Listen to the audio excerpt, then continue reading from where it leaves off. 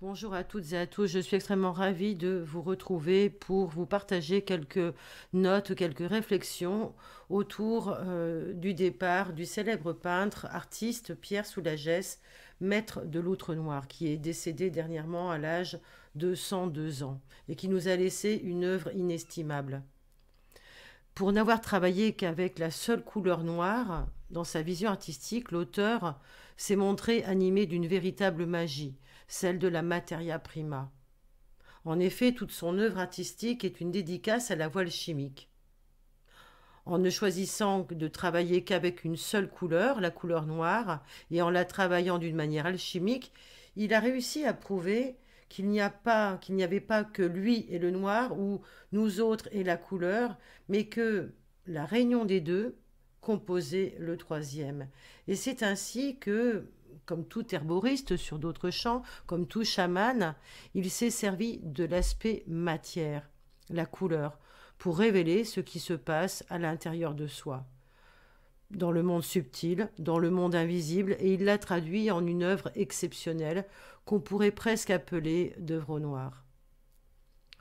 On ne peut pas se réduire à dire que nous avons fait affaire à un thème plutonien, encore que dans la carte du ciel, la planète naine soit celle qui ouvre le bal en tenant dans sa main toute la chaîne planétaire. Ah là, bien sûr, dans le grand cosmos, Pluton est le père, Neptune est la mère, et Rudyard nous disait à l'égard de la première qu'elle pouvait s'enraciner en terre après que Neptune ait joué son rôle de propager l'amour total, l'amour neptunien. Ce qui veut bien dire que toutes les phases chaotiques de Pluton que nous rencontrons ne peuvent servir l'évolution que si elles sont révélatrices de l'amour inconditionnel. Alors, dans sa présence au monde, Pierre Soulages nous amène à retenir que c'est en artiste complet qu'il s'est voué à une cause artistique, spirituelle, une dévotion qui cachait son nom, comme le noir avant cachait ses nuances et ses profondes subtilités. Pourrions-nous retrouver des points dans sa carte du ciel de naissance qui puissent illustrer cette nature prédestinée ? Alors pour ce faire, je me suis attachée à reprendre le symbolisme de la couleur noire, mais dans un sens alchimique, avant de m'appuyer par soubresauts corrélés à l'astrologie et ses symboles d'une façon très simple et très modeste, j'en conviens. En effet, dans tous les grimoires de sorcellerie, on nous rappelle que la couleur noire est d'abord située à l'extrémité de la gamme chromatique. Ne pourrait-on pas, dans ce thème-ci, associer cela aux planètes domifiées que nous rencontrons, toutes celles qui sont au-dessus de l'horizon, installées aux extrêmes des pôles ? Nous avons ici un magnifique Saturne qui est chez lui en Verseau, exalté, un milieu de ciel en Capricorne, à sa place, contenant l'astre de la nuit, qui lui est à son exil, et l'astre éclaireur qui est conjoint, le Soleil, tout proche de ce milieu de ciel, précisant bien que le but du personnage ira au plus haut sommet. Alors fût-il un sommet idéaliste, idéologique, artistique, c'est un soleil sagittaire de Maisonneuve, donc les buts sont élevés. Le noir, nous dit-on, est reconnu comme l'absence de couleur, comme l'absolu, ou encore comme son opposé le blanc, celui qui contient toutes les couleurs dans leur part infinitésimale. Le noir est le plus souvent associé au thème du froid, du négatif, ce qui est le cas dans les signes astrologiques divers. Et il va nous rappeler sans cesse ce qui relève des ténèbres de l'outre-tombe. Or, dans une carte du ciel, peu le savent, mais on pourrait le dessiner sur l'axe vertical, du fond du ciel jusqu'au milieu du ciel, car il évoque cette fameuse transcendance verticale qui traverse notre continuum de conscience et qui se fait à travers le passage du pôle sud au pôle nord et du pôle nord au pôle sud. Ainsi, Allusivement, le noir porte en lui l'état de passivité absolue, comme l'état de mort accomplie et invariante. En fait, c'est ce qui se passe ni plus ni moins entre le coucher et le lever du soleil. La tradition dit que c'est la couleur portée par Adam et Ève dans le zoroastrisme lorsqu'ils sont chassés du paradis. Le noir, cher à notre artiste, est aussi la couleur du renoncement, vous le savez bien, le renoncement aux vanités de ce monde, pouvant correspondre à son besoin impérieux peut-être de loyauté exclusive à sa cause. Revenir à l'essentiel en révélant le secret primordial de la couleur noire. C'est la couleur des manteaux des derviches tourneurs. Cela fait sens. Tout comme le Sema, cette fameuse danse sacrée de ces mêmes derviches tourneurs, qui a été classée au patrimoine mondial de l'UNESCO en 2008, à l'arrivée de Pluton dans le signe du Capricorne. On s'aperçoit que l'œuvre révélée de Pierre Soulages est criante de tous les processus visibles et invisibles d'épuration de la psyché et constitue pour le néophyte une occasion de devenir un questeur. Pluton est toujours dans le Capricorne, à l'œuvre pour le départ de ce grand homme. Le noir vient en tant que symbole, symbole des forces de l'ombre, certes, des forces gnoniennes, abritant les entrailles fécondantes de la terre Gaïa, le monde géniteur diurne.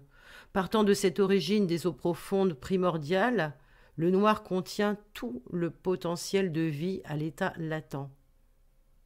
Ainsi, à l'intérieur de cette zone matricielle, dans le ventre du monde, c'est là qu'opère la couleur rouge, celle du feu vivant, celle du sang, d'où l'opposition bien illustre du rouge et du noir, que l'on retrouve encore soit dans la lame du tarot, la 13e lame du tarot de la mort, soit dans le costume des derviches tourneurs. Cette connexion à la vie, à la matrice de vie originelle.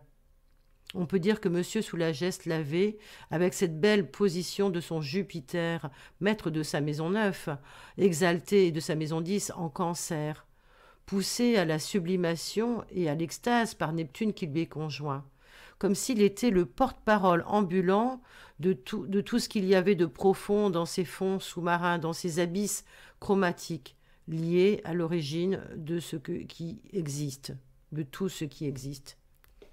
Sa singularité, son originalité, Uranus en Verseau, ascendant Bélier, exprimé dans un langage universel depuis un art reconnu par tous, Neptune-Jupiter en Cancer en maison 5, symbole de la créativité et de peut-être aussi de la peinture avec tout le Sagittaire, face à Uranus en maison 11, sont inspirées. Elles sont éclairantes spirituellement. Elles poussent à l'éloge du spirituel via la matière première, ce soleil Sagittaire maison 9. Pour mettre en exergue et aux yeux du monde toute la vérité alchimique, ce qui est vivant et lumineux provient de l'ombre. Saturne est en Lion, la Lune est en Capricorne. C'est bien aussi grâce à son Mars en Vierge, dans un axe intercepté des maisons 6 et 12, Vierge-Poisson, donc à leur endroit, que l'auteur est animé par un agir méthodique, voué à l'exclusivité. Et dans son trésor intérieur d'axe intercepté, son unique antre, l'objet singulier de son culte artistique, lui permet de poser un enseignement, l'enseignement d'une reliance au plus grand des secrets, celui de la transcendance, de la vie, de toute vie contenue dans la matière. Ces secrets de vérité absolue, il les côtoie dans son mental, dans son introspection, décortiquant les profondeurs.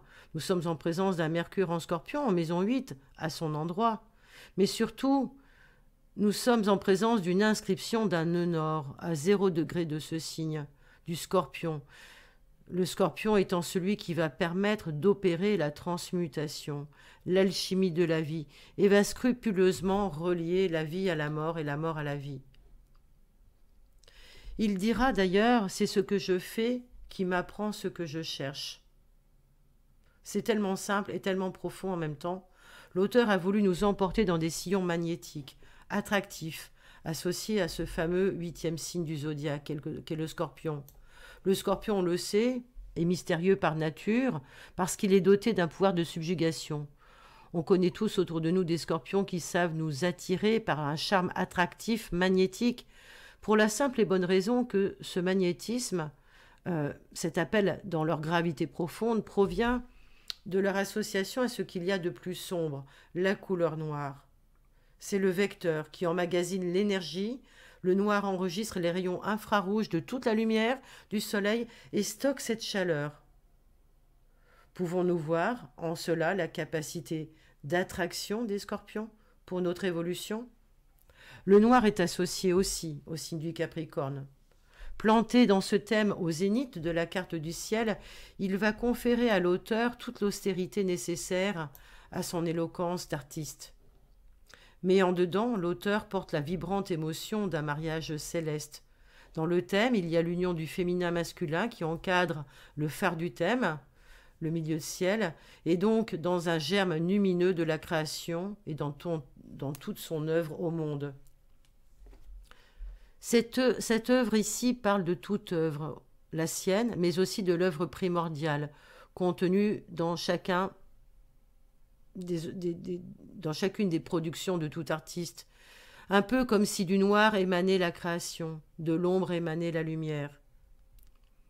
Pour soutenir ces points, considérons qu'ici, dans le ciel astrologique, la lune, attachée à l'âme, l'inconscient, même si elle est en exil dans un signe saturnien, qu'est le Capricorne, elle est d'une part portée à la lumière du monde, l'inconscient dévoilé, car elle est sise au milieu du ciel et elle prédomine.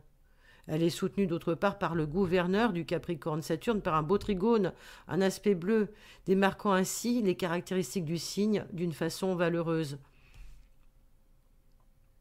Profonde quête d'absolu et de vérité purée, l'auteur va pouvoir cacher derrière celle-ci une vérité. Il se fera le bras droit du grand magicien de la vie en nous donnant le secret que toute mort contient la vie. Le noir peut aussi être associé au signe du Scorpion. Il régit les ténèbres, les mondes obscurs, nous le savons, mais il est associé aussi au combat terrestre qui s'opère dans toutes les phases de transmutation, de transformation, d'éveil spirituel. Et l'auteur a connu lui-même ces combats. Il a dû, pour la construction des nouveaux vitraux de l'église de Conques, affronter bien sûr toute la réticence des villageois et des hommes d'église et de tous ceux qui étaient habitués aux vitraux magnifiques existants, qui étaient des fervents partisans de cet art coloré, et de tout un paradigme culturel lié à l'iconographie religieuse qui proclame que la lumière dans une église doit passer par des vitraux de couleur. Pierre Soulages s'est battu et a pu ainsi exprimer un mystère. Et pour être compris, il a dû traverser l'épreuve du révélé. Il a dû vivre ce qui se passait à travers l'alchimie de son œuvre. Ce qui contient la vie contient la mort, et en toute vie, la mort est contenue. Depuis tous ceux qui font route vers Compostelle sont venus noircir le recueil d'intentions, de prières, avec des mots peu charitables, il y a eu quand même en 92 une petite bouffée de courage qui a été adressée à l'artiste et au maître verrier. C'est M. Jean-Dominique Fleury qui s'en souvient avec allégresse. On avait posé le vitrail à l'entrée de la nef au-dessus de l'escalier montant aux tribunes, et là, surprise, on a perçu les variations de couleurs qui ressortaient inversées au dehors. On a alors éclaté de bonheur, Soulages et moi. Tout d'un coup, on en était sûr, on tenait une grande chose. Voilà, il fallait sortir du monde de l'apparence, où tout ce qui reluit brille n'est pas d'or, ce qui lui était simplement insufflé majestueusement par son beau Saturne, son beau Chronos dans son signe du lion, en maison 5. Dépasser la négation, le mystère, le deuil, la haine, la cruauté, mais aussi le pouvoir humain, tous ces sentiments de peur, de tristesse, d'angoisse, voilà en quoi le noir porte toutes les couleurs. Je vous invite à parcourir les liens que je vais mettre en dessous de la vidéo et dans l'article que vous retrouverez sur mon site. Je vous remercie et si vous avez aimé cet article, n'hésitez pas à le partager. Et si vous souhaitez que nous fassions un travail, une étude ensemble de votre thème astral ou de toutes les planètes contenues dans votre ciel natal, n'hésitez pas à me contacter via mon site internet. Je vous remets les liens en dessous. Je vous dis à très bientôt, bien chaleureusement vôtre.